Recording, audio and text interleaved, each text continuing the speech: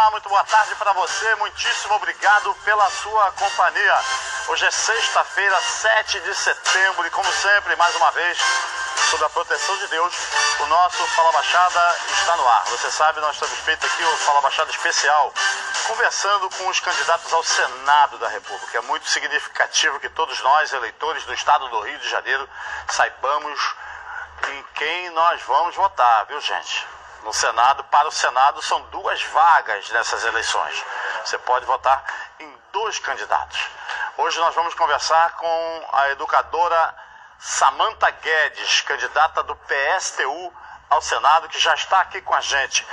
Samantha, muito obrigado pela presença aqui. Fico muito orgulhoso. Um prazer muito grande poder conversar com você aqui no nosso Fala Baixada, que é um programa propositivo, tem esse nome Fala Baixada, porque o nosso enfoque, mesmo no nós, a Band, esteja em rede estadual de televisão, mas o nosso foco principal sempre é a Baixada Fluminense. Há anos que a gente apresenta o nosso Fala Baixada, que é um programa propositivo.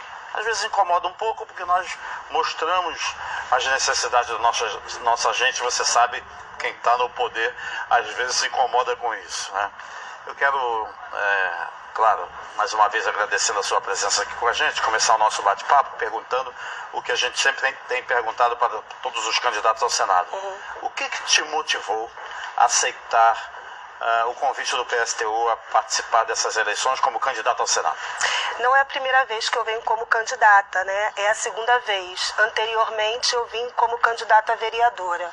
Eu conheci o PSTU em 2010, quando eu entro como servidora da educação do município do Rio de Janeiro, né? E como mulher trabalhadora, sofri violência doméstica, fui casada há 3 anos, 5 meses, 24 dias, né? Denunciei meu ex-marido, ele ficou apenado na Lei Maria da Penha, saí de casa com a roupa do corpo e R$10 no bolso, aonde o Estado não me deu nada, nem me ajudou, mas os meus pais me acolheram. Então, para fazer um combate ao machismo, né, o PSTU, aonde faz esse debate das opressões contra o machismo, o racismo e a LGBTfobia, lutando por uma sociedade mais igualitária, foi que eu me encontrei com as ideias do PSTU. Então, não é o PSTU que nesse momento coloca, até porque o nosso propósito não é esse, não são as eleições burguesas, mas sim ganhar a consciência das pessoas. Agora, é significativo participar das eleições, porque o processo político exige que as pessoas com o mandato tenham acesso ao parlamento, ao poder executivo, e o PSTU vem apresentando sempre os seus candidatos, não é verdade? Sim, nós nos utilizamos das eleições burguesas porque é o único momento que os ricos e poderosos permitem que nós... Por que chama eleições burguesas? Porque, olha só, são 2 tipos de democracia, Sim. né? Vamos falar aí o que aconteceu ontem com o Bolsonaro, né? Certamente você vai fazer essa abordagem a mim. Existe uma crise no regime, né? E essa crise, ela se expressa por causa da crise do capitalismo. E as eleições burguesas faz com que as trabalhadoras e os trabalhadores, a população de uma forma geral, pense que somente através do voto é que vai transformar essa sociedade.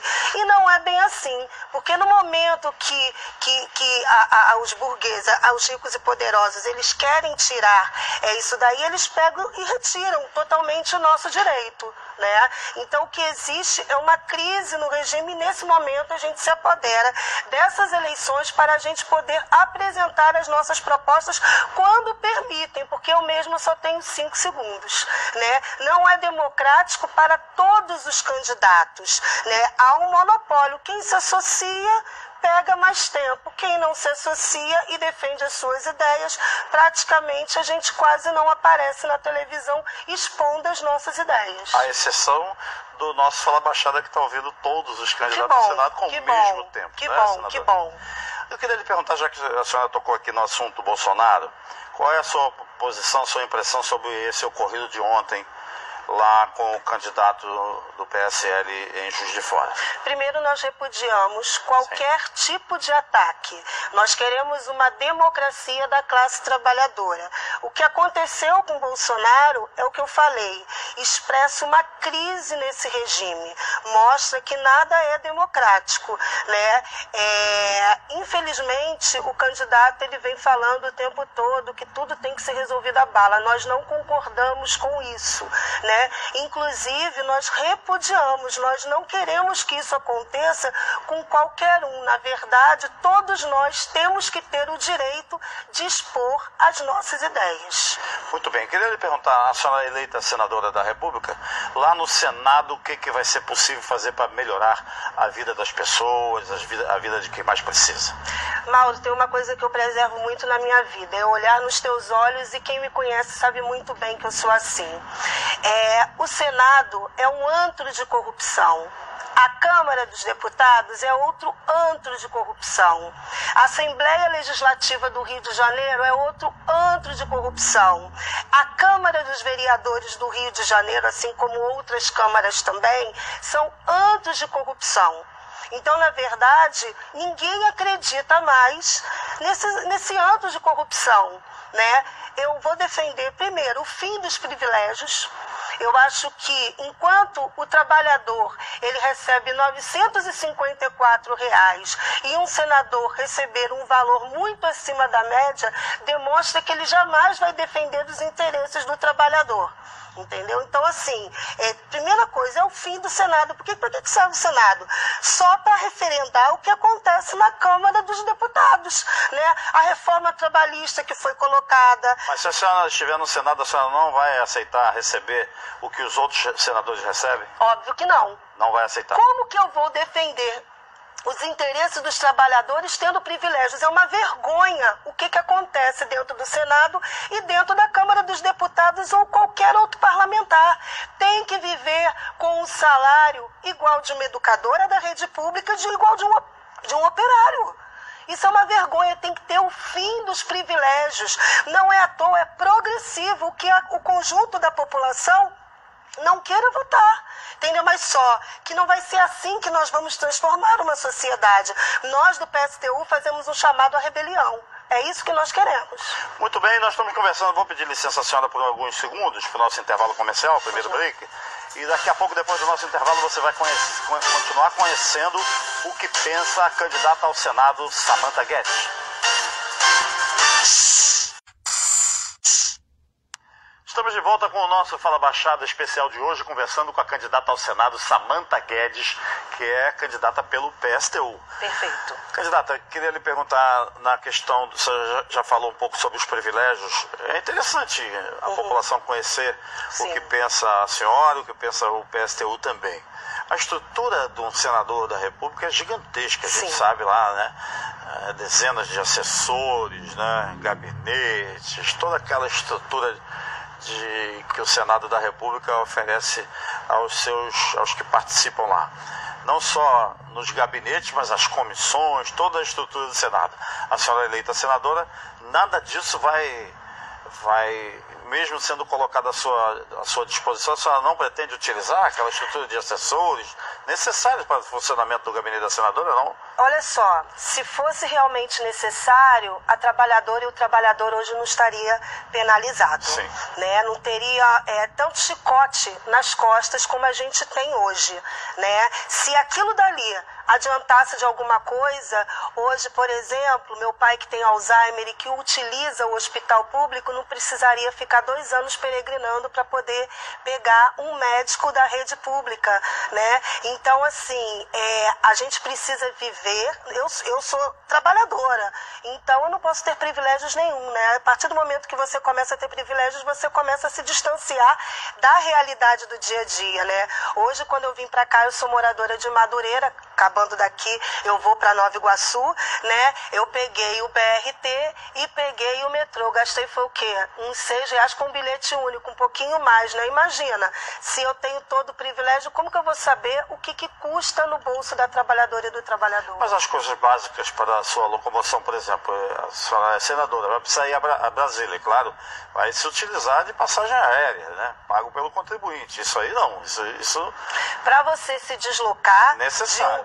Aí isso é necessário, tá? Mas assim, eu andar, por exemplo, em Brasília, por que eu vou ter um carro? Não precisa. Não, acho que não. Eu tenho que me deslocar com o quê? Com o trem, com o ônibus, lá em Brasília, no caso, inclusive eu já andei, que são um transporte coletivo péssimo, aliás, em todo o Brasil é péssimo, não é à toa que as mulheres trabalhadoras no estado do Rio de Janeiro, de acordo com o dossiê Mulher de 2018, nós temos dia, horário e meses que nós somos mais assediadas sexualmente. Se a senhora tiver a necessidade, sendo senadora da República, de se utilizar de um hospital, seguramente vai para um hospital público. Com certeza, jamais um hospital ocuparia público. os privilégios do senador. Apesar que eu, como servidora do município do Rio de Janeiro, tenho o plano básico, tá? Que a prefeitura oferece, que eu também pago no meu salário, tá? No meu salário já está incluso isso. O meu salário é de R$ 1.652. No caso agora o senador, o deputado Jair Bolsonaro foi transferido hoje pela manhã para o Hospital Albert, em São Paulo, que é um dos melhores do Brasil. Mas é uma necessidade específica, né?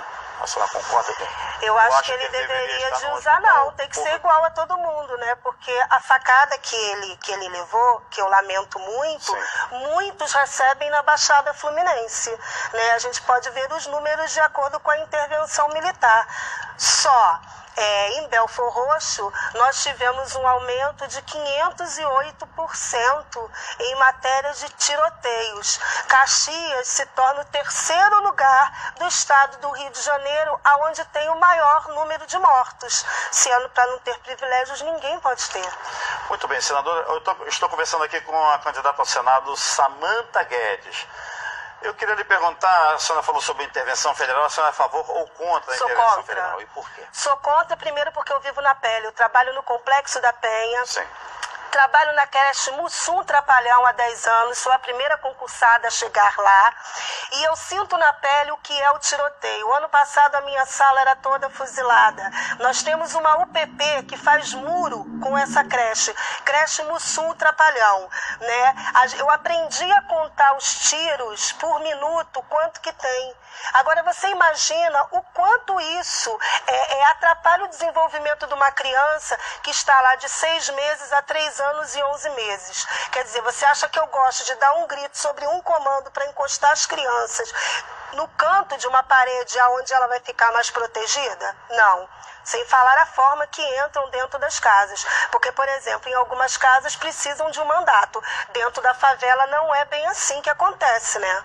Na sala de aula, já que a senhora é uma educadora, no colégio, nessa creche, Mussum Trapalhão que a senhora trabalha... Creche municipal. A senhora percebe uma evasão escolar muito grande lá, em razão da violência crescente? Sim, no dia que tem o confronto há uma diminuição, e não só ali dentro da favela, mas sim no entorno das escolas que ficam à volta. Eu, na semana que teve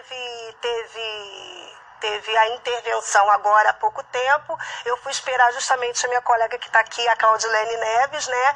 Nós estávamos na rua aonde veio o Exército Armado apontando. Quando eu fui para a porta de uma escola vendo uma mãe, né, que estava levando todos os filhos e os netos, ela justamente falou que os filhos que são menores estavam sendo revistados. Então, você imagina psicologicamente na formação dessa criança o quanto que isso vai atacar no seu desenvolvimento. Tá, mas deixar de ir para a creche não, né? Abandonar a creche ou a escola não. No dia que tem confronto, as crianças não aparecem, quando tem o aviso as crianças também não aparecem. Até porque a creche é uma necessidade da comunidade. A creche é uma necessidade não só da criança, mas também da mulher trabalhadora. Né? Você vê, na Baixada Fluminense, nesses 13 municípios que tem, tem na Baixada sequer tem 200 creches. Um absurdo. É um absurdo, né? Um direito da criança. E uma creche que deveria de ser integral. Assim como uma escola também deveria de ser integral, né? Das 7h30 da manhã às 7 horas da noite, né? Que é o período que o responsável deixa a criança na escola, vai trabalhar e depois retorna tranquilamente. Em alguns municípios da Baixada existem creches, obras de creches iniciadas e abandonadas pelo poder público. Exatamente. Que é mais triste ainda, né?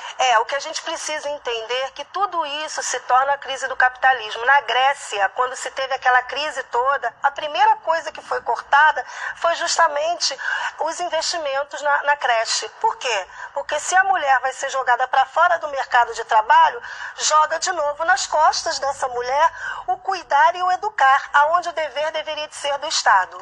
Muito bem, candidata, quero pedir licença por mais alguns segundos para o nosso segundo intervalo comercial e daqui a pouco voltar aqui com o nosso Fala Baixada especial conversando com a candidata ao Senado, Samantha Guedes.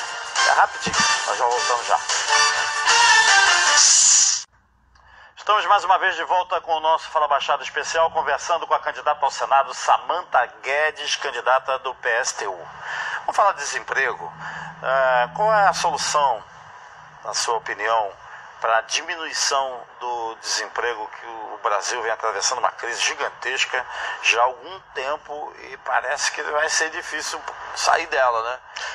Primeira coisa, a gente tem que parar de pagar a dívida pública. Todo o dinheiro que está sendo colocado está sendo entregue aos banqueiros e aos empresários, né? A gente tem que reestatizar todas as empresas que foram privatizadas, né? Eu costumo dizer o seguinte, empresário só investe aquilo que dá lucro. É muito interessante como na mão do governo não dá lucro e na mão do empresário dá lucro. Quer dizer, tem alguma coisa de errado. O empresário só compra aquilo que vai dar lucro. Se está quebrado, por que ele vai comprar? Como que na mão dele dá lucro e na mão do governo não dá? Tem alguma coisa de errado. Quer dizer, aquelas empresas que estão sendo vendidas, é importante que o conjunto da população ela entenda, está sendo vendido o que é seu. O dinheiro que foi investido, que foi colocado é seu e está sendo entregue aos grandes banqueiros. A partir do momento que você reestatiza essas empresas, você tem que entregar na mão dos trabalhadores, né? Se nós produzimos, se nós vamos saber administrar com o salário que a gente tem de R$ 954, né, que o ideal seria de 3.700, o salário mínimo de acordo com o Diese, com 954. A gente consegue ainda fazer alguma coisa, você imagine se nós é que produzimos aquilo que está ali dentro, se nós não vamos conseguir fazer com que essa empresa ela dê lucro. Óbvio que ela vai dar. Fazendo isso, se faz o quê? Obras pela cidade, aonde se tem o saneamento, aonde a Baixada inclusive sofre com isso daí, né? Belford Roxo, Nova Iguaçu, aonde o sudeste de São João do Meriti também sofre, Caxias também sofre. Estamos falando de uma região de 4 milhões de Exatamente, né? A Baixada, ela sangra. Entra governo, sai governo, há um monte de promessas e nada acontece. Então, por que os trabalhadores não se organizarem, que a gente chama de conselhos populares, e eles que cuidem, eles que fiscalizem e eles que administrem, né? É isso que a gente faz como proposta. Então, reestatizar é um dos caminhos para diminuir o desemprego. Com certeza. Eu sempre faço essa pergunta. Por que na mão do governo dá problema e quando está quebrado o empresário ele se interessa? É estranho, né? Candidata, eu queria lhe perguntar, do jeito que está, do jeito que o Brasil vem sendo conduzido há muitos anos e por diversos partidos, né? Partido da esquerda, partido da direita, a senhora acha que esse caminho é o pior caminho que a população escolheu? Porque quem escolheu foi a população, né? A população é que vai, que decide, que vota, que elege. O que existe é uma grande ilusão na população. Nós não estamos numa democracia que nós do PSTU nós defendemos. Nós defendemos a democracia da classe trabalhadora. A democracia burguesa é a democracia que tem intervenção militar, é a democracia que eu tenho que trabalhar debaixo de bala, é a democracia que a trabalhadora e o trabalhador andam de transporte coletivo sucateado, onde tem a máfia do transporte coletivo, né? Na supervia, o que que acontece, no metrô o que acontece. Então, na verdade, nós não temos uma democracia, porque a partir do momento que, de fato, o voto transformasse alguma coisa, o que ia acontecer? Vai ser retirado. O que nós do PSTU nós chamamos é uma rebelião. Nós queremos que as trabalhadoras e os trabalhadores eles possam se organizar e poder ter o controle, né, do município, do estado, do Brasil. Nós temos 30 segundos para a senhora pedir o voto para os seus eleitores, para o povo do Rio de Janeiro. Primeiro eu quero pedir voto não é para a Samanta, mas sim para o PSTU, para a Vera, que é candidata à presidência da República, a Deise de Oliveira, candidata negra, que é retirada de todos os debates. Eu faço um chamado, não só para a Samanta, eu faço um chamado para o Cilo, para a professora Florinda, para o Vinícius, para a Dani Bórnia e também para o Júlio Kondak e o Heitor. Então é 16. Muitíssimo obrigado pela sua presença aqui no nosso Fala Baixada. Rebelião. Muitíssimo obrigado pela sua presença. Conversei com a candidata ao Senado, Samanta Guedes, candidata pelo PSTU. Obrigada. Muitíssimo obrigado, viu, gente? Pelo prestígio da sua companhia. Um grande abraço e até segunda-feira.